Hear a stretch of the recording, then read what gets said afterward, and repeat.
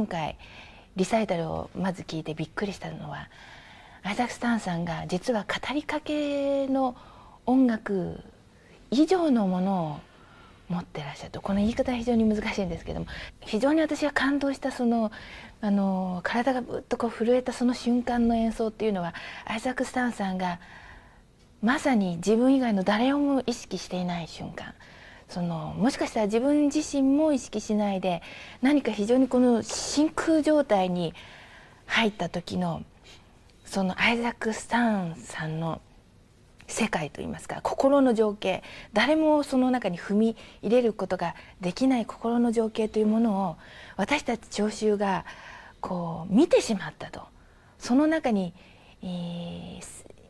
こう覗き見てしまったような、そういう感動を非常に、今回覚えたんですけれども、ステージの上でその音楽の作り方というのも踏まえてなんですけれども、その先に多分そういう真空状態というものがあったんじゃないかと思うんですけど、それについてお話を伺いたいんですけれども。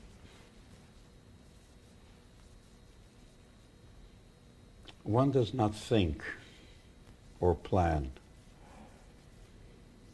You simply know it and you do your best.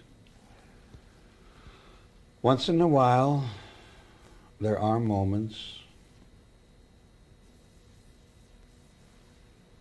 where you feel, thank God I'm a musician.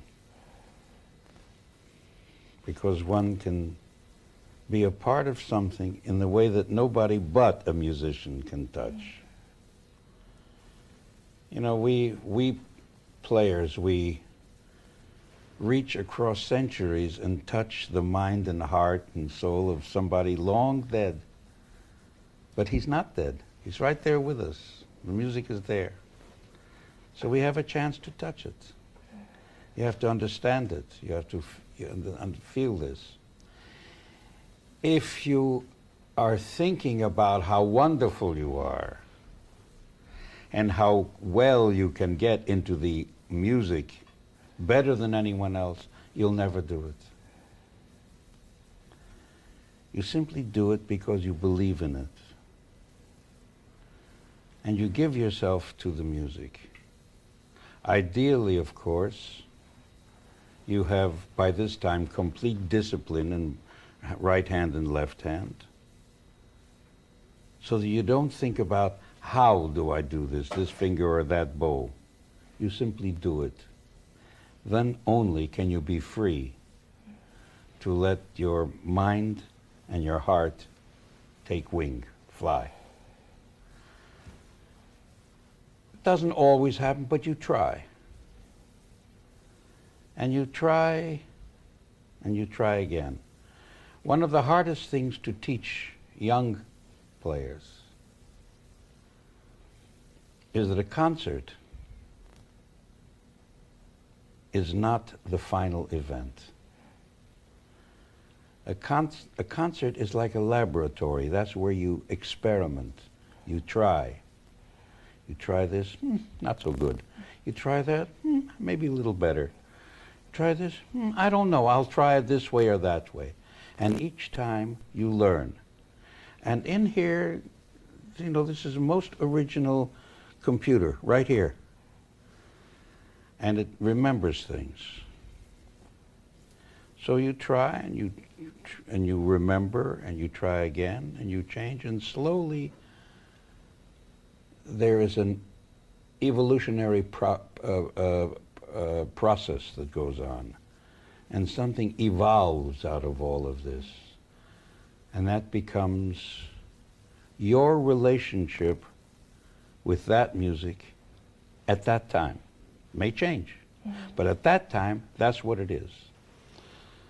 So what you're discussing and what we've been talking about are very, very hard things to explain to people who think, you know, let's play the violin, let me give concerts, let me have a career, let me earn money, let me be famous, let everybody know. That essentially does not make an artist. It makes a performer. But so does a dog in a circus. An artist is something entirely different. It's a different approach, it's a different kind of thoughtfulness.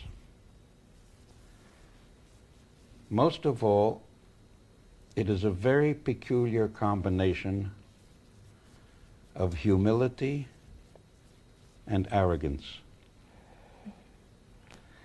You have to be arrogant enough to have ideas of your own.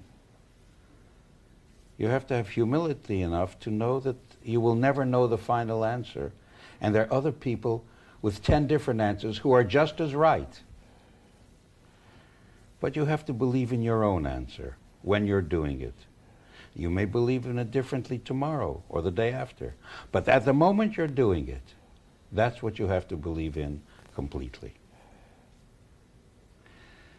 You know, my dear, this has been a very serious conversation. And I thank you for coming and doing this. You've asked some very good questions. You've made some very, very flattering remarks. I thank you for that. But we have touched on some points that are not often discussed on television. We've talked about things that you can't explain in words. We talked about magic. How do you explain that?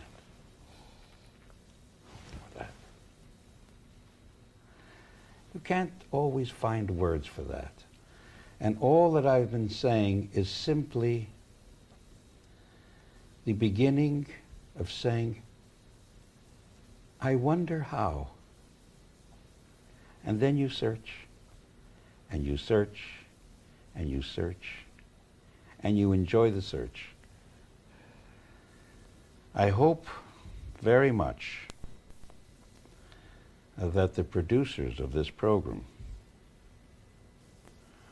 will carefully and honestly translate in the most careful terms the things I have said, because I've used some concepts that are beyond normal conversation. I thank you for asking this, and I thank you for giving me the opportunity to say these things. I wish you well in your own work. Thank you. Go find your own voice. Thank you. And enjoy. Always enjoy. Okay? Okay. Thank you.